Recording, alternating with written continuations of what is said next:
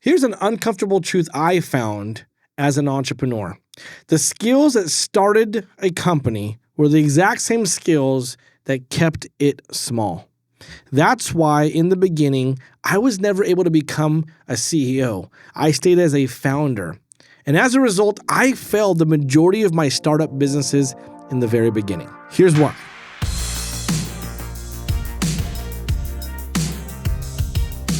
So many people aspire to be the CEO, but they never truly get to what a CEO really means. The truth of the matter is, if you have a business and you're either by yourself or you're with a small team and everything revolves around you physically being there or doing anything, here's an uncomfortable truth. You own your job. Here's why. If you stop showing up, what happens to the operations? What happens to money if operations stops? What happens to your team if they have no proper guidance coming straight from you? That was a hard lesson I had to learn when I started coaching with my coach. I had previously failed my first 8 businesses. I took a pause and worked in corporate America so that way I can figure out if business was or wasn't for me. Well, you know what wasn't for me? Corporate America too. So I went right back into business, and my wife told me, you need to get help or else we're going to be screwed. You've already failed 8 times. And that was a reality check for me.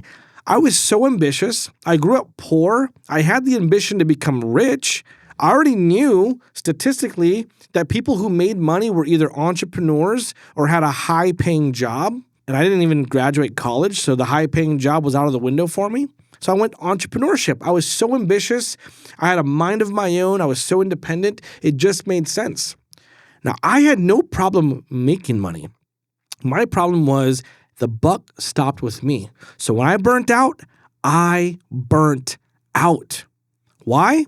Well, I started the company. I had skills of ambition, skills of the product, skills of sales, skills of all those things that kind of help get it started. But I held on to those skills and never delegated it. I never got help. So it kept me small because everything relied on me. But I had a business card that said, Joseph Caro, CEO. That means all the difference, right? Wrong.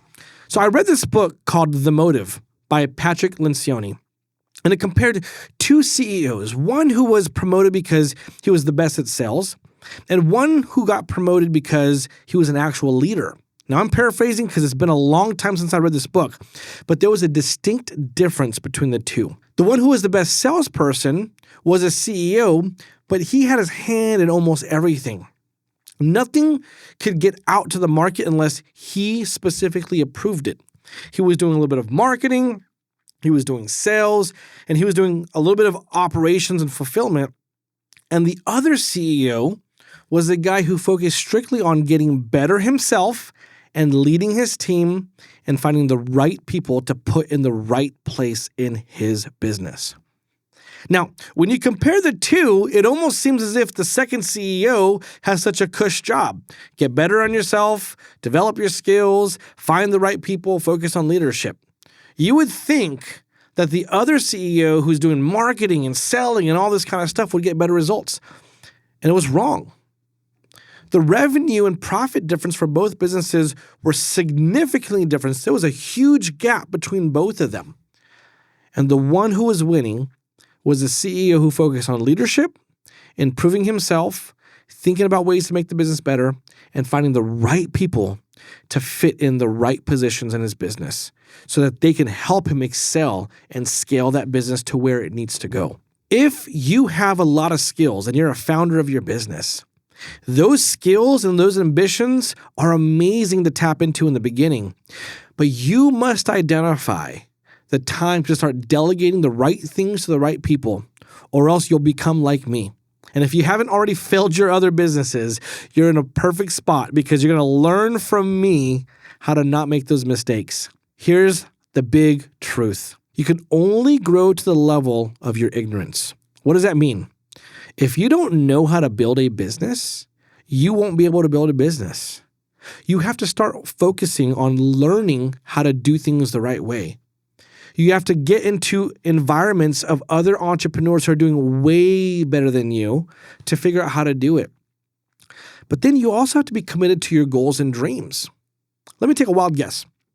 You probably want a lot of money and a lot of time so you could do the things that you actually want to do and love to do.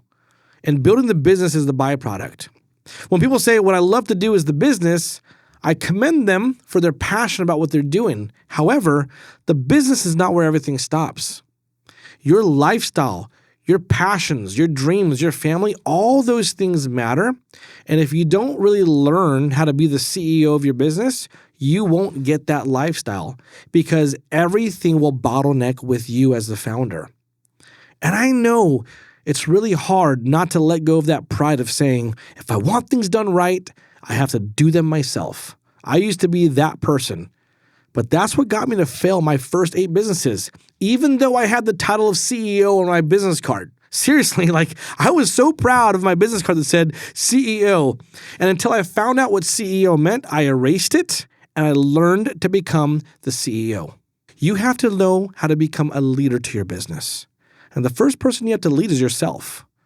You have to know when to delegate certain things, how to put boundaries up on your bad habits, and how to develop amazing business habits. Then find good people, lead them, and build systems around how you want things done.